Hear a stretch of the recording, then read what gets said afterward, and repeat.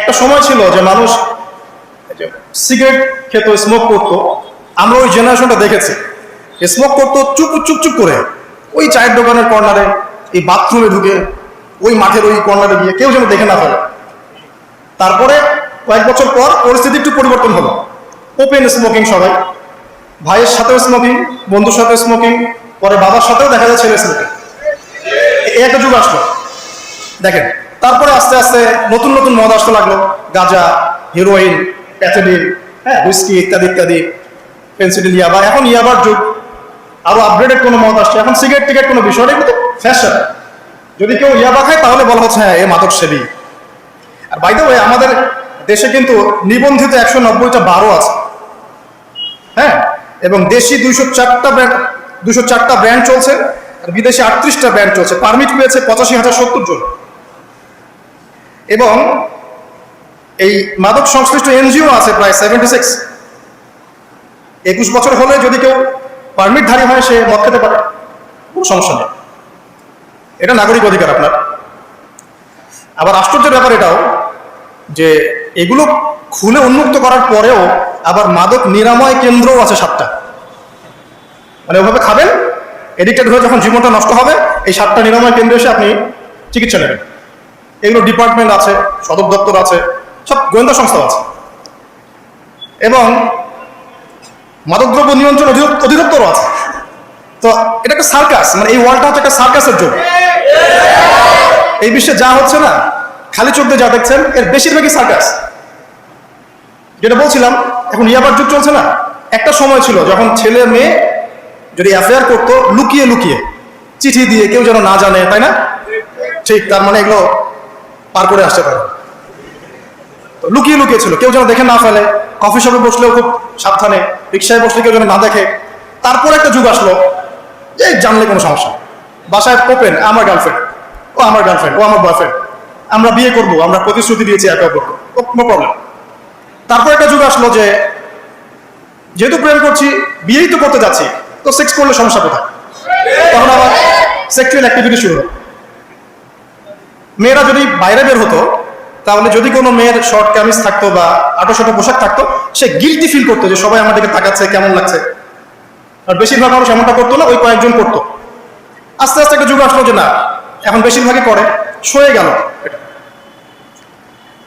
তারপর একটা যুগ আসছে সরাসরি সেক্স, প্রেম টেম কিছুই নাই, এখন খালি সেক্স। পতিতালয়ে যাবো, সেক্স করবো, চলে আসবো। গার্লফ্রেন্ডের সাথে সম্পর্ক লাগে সেক্স, তারপরে বাছবিচার করে দেখবো কোনটা ভালো। আর বাই দ্য ওয়ে, আমাদের দেশে 14টা পতিতালয় আছে, হ্যাঁ। আর এগুলো আমি বানিয়ে বলছি না, আপনি গুগল করলে দেখতে পারবেন। তারপর একটা যুগ আসছে এখন যে হিজাব তো সরিয়েছি, তারপর আস্তে আস্তে ড্রেসটা একটু ছোট হলো, তারপর একটু টাইট ফিটিং, ঠিক আছে, একটু শর্ট করতে করতে এখন রেভলিউশন আসছে, এটাও খুলে ফেলে দিতে। আমি আপনাকে বলে দিই হাদিস থেকে, এরপর কি হবে?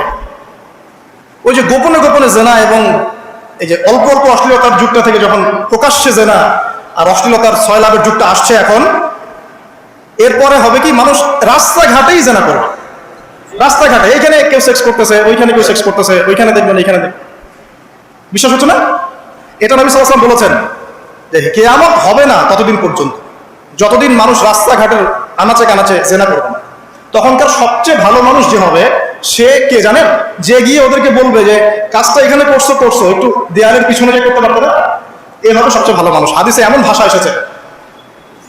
তো যুগ কিন্তু হঠাৎ করেই এরকম ফাসাদপূর্ণ হয় নাই, আস্তে আস্তে আস্তে আস্তে দেখেন, প্রথমে মাদক গোপনে, দেন প্রকাশ্যে, তারপর একটা ফ্যাশন হয়ে গেল, সবাই খাচ্ছে, কে কি বলে।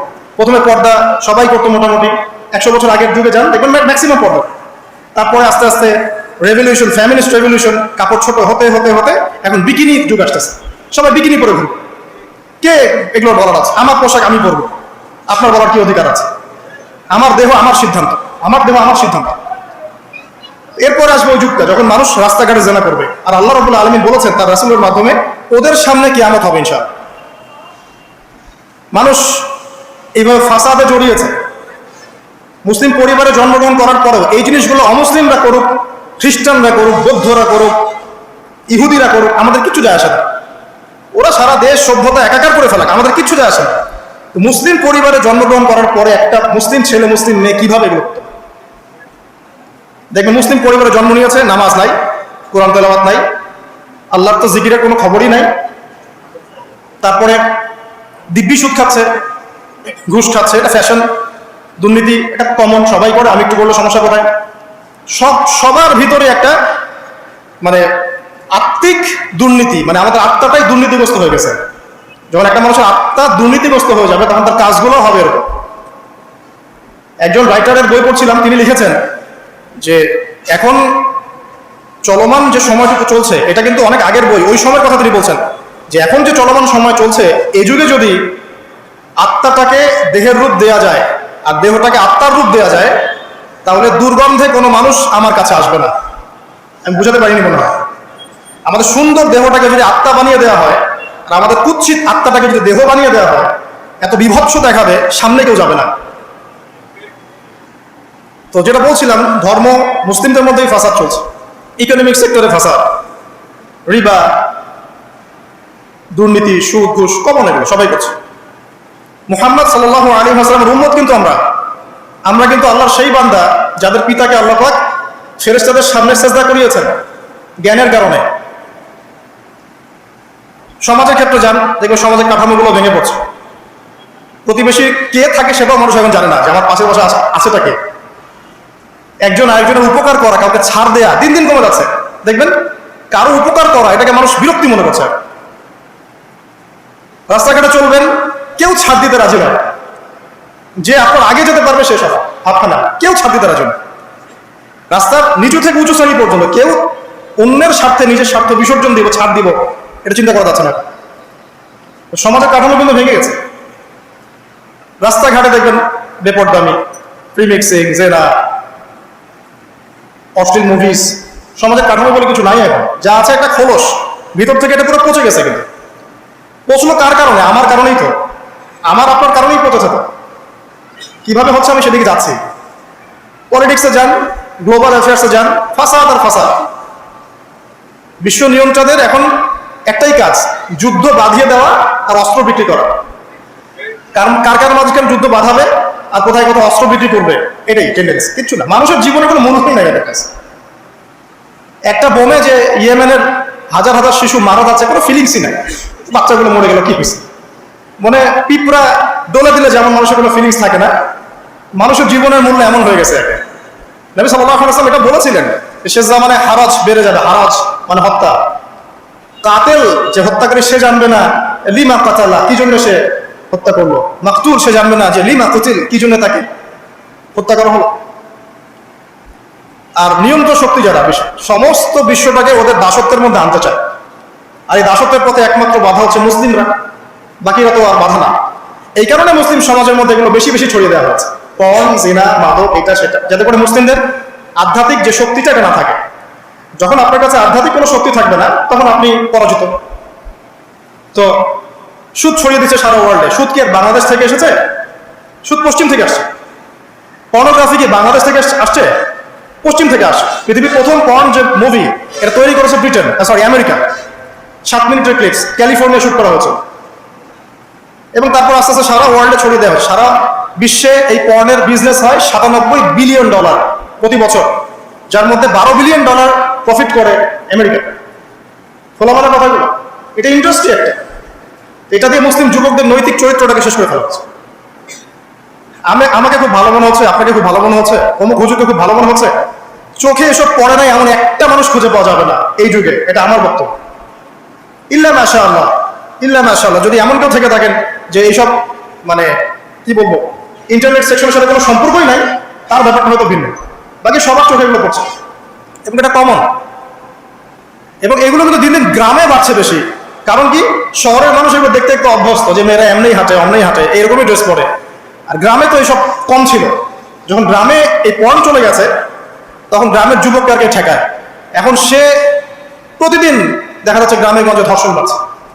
মেয়ে ওর কাছে একটা ভোগের বস্তু, পশুত্ব দমন করতে পারছে না, আক্রমণ।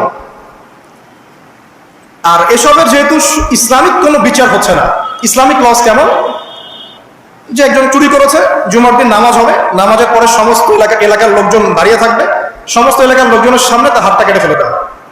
এলাকার সব লোক দেখবে যে চুরি করলেই শাস্তি হয়, ভয় আর চুরি করতে যাবে। কেউ কাউকে অন্যায়ভাবে হত্যা করেছে, তারও কেসাস করতে হবে, এবং সেটা সবাই জানবে যে ও হত্যা করেছে, এটাকে কেসাস করেছে। কেউ কারো চোখ উপরে ফেলেছে, ওরও চোখ। কেউ কারো হাত ভেঙে ফেলেছে, ওরও হাত। হাতের বদলে হাত, চোখের বদলে চোখ, কানের বদলে কান, কেসাস। ধর্ষণ করেছে, জনসমক্ষে সবার সামনে নিয়ে এসে দেন কোর্ট বসে সাক্ষী প্রমাণ নিয়ে মৃত্যুদণ্ড। সবাই দেখবে যে মৃত্যুদণ্ড। প্রয়োজনে এই যে প্রজেক্টর লাগিয়ে দেখা, এই যে এই কাজ করেছে, এই শাস্তি। রাস্তাঘাটে ইফটিজিং হচ্ছে, মোবাইল কোর্ট থাকবে, ইফটিজিং হচ্ছে, রিপোর্ট প্রমাণ ধরা হবে, সাথে সাথে বিচার। এরকম একটা মাস করলে পরে দেখবেন অপরাধের মাত্রা বাড়ে না কম। আল্লাহর কসম করে বলছি, এটা ইনশাআল্লাহ 80% কমে যাবে ইনশাআল্লাহ। কিন্তু এটা করলে কি হবে জানেন? ওই যে পশ্চিমে বসে আছে বিশ্ব নিয়ন্ত্রণ সংস্থা, ওরা বলবে যে এই স্টেটের দিকে নজর রাখ, এরা মৌলবাদী হয়ে যাচ্ছে, এরা সন্ত্রাসী হচ্ছে, মানবাধিকার লঙ্ঘন করছে, ইত্যাদি ইত্যাদি।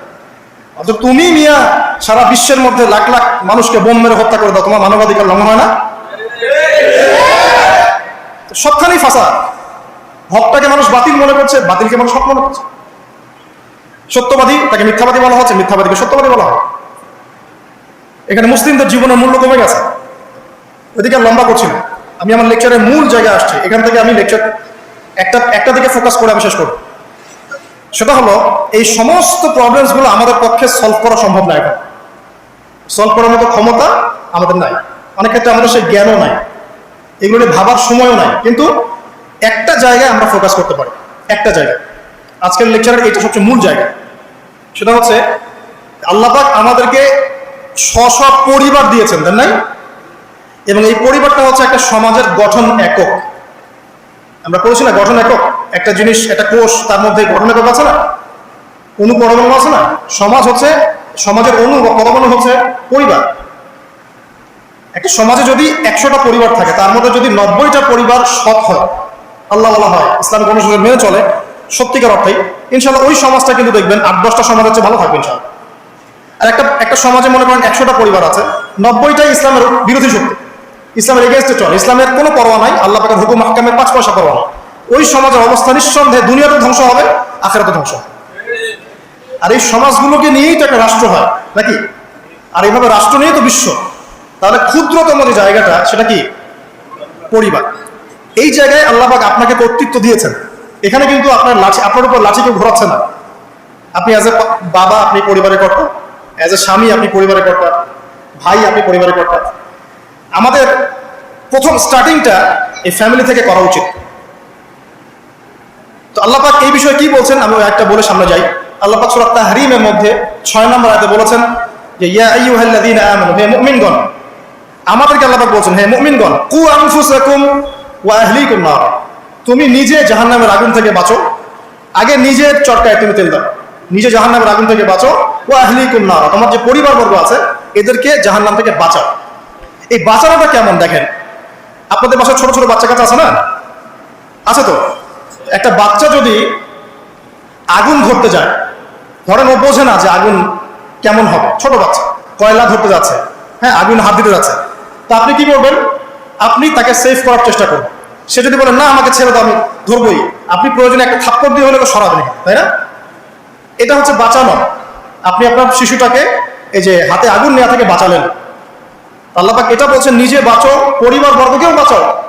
পরিবার বর্গ যদি শুনতে না চায়, না আমি জেনা করবো, না আমি গান শুনবো, না আমি মদ খাবই, না আমি এইটা করবো, এটা করবো, যদি আপনি বুঝে থাকেন যে আপনার কথাটা হক, শাসন করে হলেও তো তাকে বারণ করতে হবে। এখানে আল্লাহ পাকের নসিহত হচ্ছে, তোমরা নিজেরা জাহান্নামের আগুন থেকে বাঁচো, পরিবার বর্গকে বাঁচাও। কোন জাহান্নাম থেকে বাঁচবে? আলাইহা মালাইকাতুন গিলাজুন শিদাদ, যেই জাহান্নামে কঠিন কঠিন মনের ফেরেশতারা আছে, পাষাণ মনের ফেরেশতা। আল্লাহ পাক তাদের মনের মধ্যে কোনো দয়া মায়া দেন না। আমাদের মনে দয়া মায়া আছে না? এই দয়া মায়াও আল্লাহ পাক তাদেরকে দেন না, শুধু আযাব দেওয়ার মতো শক্তি সামর্থ্য এবং কঠিন একটা মন দিয়েছেন। অন্য সূরায় আছে তাদের সংখ্যা 19 জন। কতজন? 19 জন, মানে তারা দায়িত্বশীল। বাকি আর যে কত হাজার লক্ষ কোটি আছে আল্লাহ ভালো জানেন। আলাইহা 19 আল্লাহ পাক বলেছেন। তো আলাইহা মালাইকাতুন গিলাজুন শিদাদ লা ইয়াসুনাল্লাহা মা আমারাহুম ওয়া ইয়াফআলুনা মা ইউমারুন। আল্লাহ পাক ওই ফেরেশতাদেরকে যে আদেশ করেন সেই আদেশ